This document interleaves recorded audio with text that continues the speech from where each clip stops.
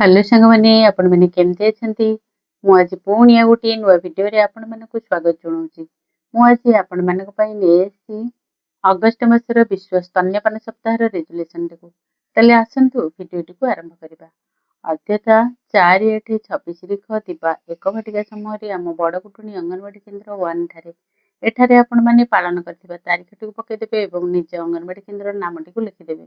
ବିଶ୍ୱ ସ୍ତନ୍ୟପାନ ସପ୍ତାହ ଉପଲକ୍ଷେ ଏକ ସଚେତନତା ସଭା ଅନୁଷ୍ଠିତ କରାଗଲା।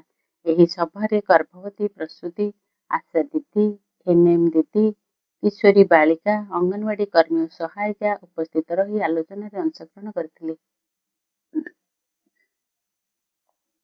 ମୁଖ୍ୟ ଆଲୋଚ୍ୟ ବିଷୟ ସ୍ତନ୍ୟପାନ ଶିଶୁ ପାଇଁ ସର୍ବୋତ୍ତମ ଖାଦ୍ୟ।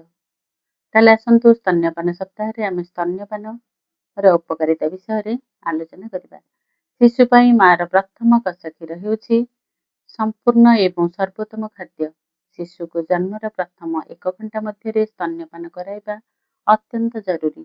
ପ୍ରଥମ ହଳଦିଆ ରଙ୍ଗର କ୍ଷୀରରେ ଅଧିକ କୋଲେଷ୍ଟ୍ରମ୍ ଥାଏ। ଏହା ଶିଶୁ ପାଇଁ ପ୍ରାକୃତିକ ସୁରକ୍ଷା କବଚ ଭାବରେ କାମ କରିଥାଏ। ଶିଶୁକୁ ଜନ୍ମରୁ ପ୍ରଥମ 6 ମାସ ପର୍ଯ୍ୟନ୍ତ କେବଳ ମା କ୍ଷୀର ଦେବା ଏବଂ 6 ମାସ ପରେ ପୁଷ୍ଟିକର ଖାଦ୍ୟ ଦେବା ସହିତ 2 ବର୍ଷ କିମ୍ବା ତାଠାରୁ ଅଧିକ ଦିନ ପର୍ଯ୍ୟନ୍ତ ମା କ୍ଷୀର ଦେବା ଆବଶ୍ୟକ।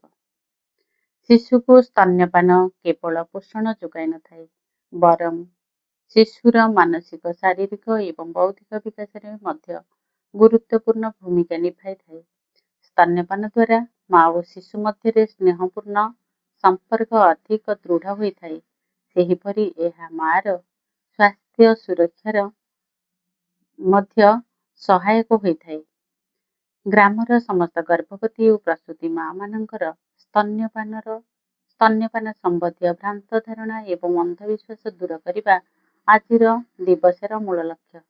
ମାମାନଙ୍କୁ ସହଯୋଗ କରିବା ଏବଂ ପ୍ରତ୍ୟେକ ନବଜାତ ଶିଶୁ ପାଇଁ ସଠିକ୍ ସ୍ତନ୍ୟପାନ ନିଶ୍ଚିତ କରିବାକୁ ଆହ୍ୱାନ କରାଗଲା। ଗ୍ରାମର ସମସ୍ତ ଗର୍ଭବତୀ ପ୍ରସୂତି ମାମାନଙ୍କୁ ନିୟମିତ ପରାମର୍ଶ ଓ ସଚେତନତା ପ୍ରଦାନ କରିବା ପାଇଁ ଅଙ୍ଗନବାଡ଼ି କର୍ମୀ, ଆଶାକର୍ମୀ ଏବଂ ସ୍ୱାସ୍ଥ୍ୟକର୍ମୀ ମିଳିତ ଭାବରେ କାର୍ଯ୍ୟ କରିବାକୁ ସଂକଳ୍ପ ନିଆଗଲା। ଶେଷରେ ସ୍ତନ୍ୟପାନ ବିଷୟରେ ସମସ୍ତ ପରିବାର ପର୍ଯ୍ୟନ୍ତ ପହଞ୍ଚାଇବା ପାଇଁ ଗ୍ରାମରେ ସ୍ଲୋଗାନ ମାଧ୍ୟମରେ ପରିକ୍ରମା କରାଗଲା। ଏହି କାର୍ଯ୍ୟକ୍ରମକୁ ସଫଳ କରିବା ପାଇଁ ସମସ୍ତେ ସଂକଳ୍ପ ନେଇ ଆଜିର ସଭା କାର୍ଯ୍ୟକୁ ସାଙ୍ଗ କରାଗଲା। ଭଉଣୀମାନେ, ଆଶା କରୁଛି ଆଜିର ରେଜୁଲେସନଟି ନିଶ୍ଚିତ ଆପଣମାନଙ୍କର ପସନ୍ଦ ହେବ। ତାହେଲେ ପ୍ଲିଜ୍ ଯଦି ମୋ ଚ୍ୟାନେଲ ନୂଆ ହୋଇଥିବେ ନିଶ୍ଚିତ ସବସ୍କ୍ରାଇବ୍ କରିବେ, ଲାଇକ୍ କରିବେ ଏବଂ ଆଜିର ରେଜୁଲେସନଟି କିପରି ଲାଗିଲା କମେଣ୍ଟ ମାଧ୍ୟମରେ ଜଣାଇବେ। ରହିଲି।